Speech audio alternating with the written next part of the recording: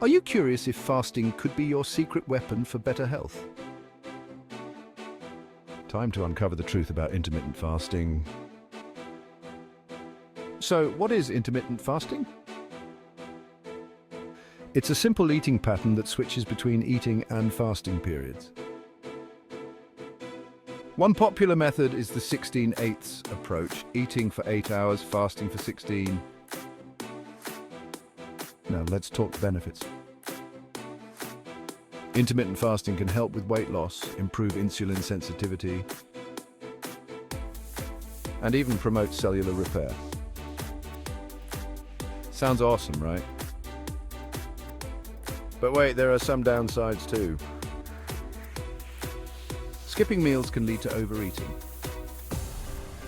And it might not be suitable for everyone, especially those with certain health conditions. Plus, it can be tough to stick to if you love your snacks.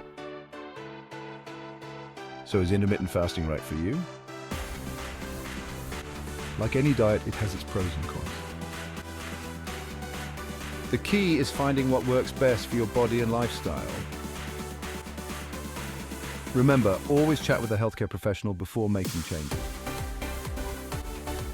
Happy fasting or not, the choice is yours.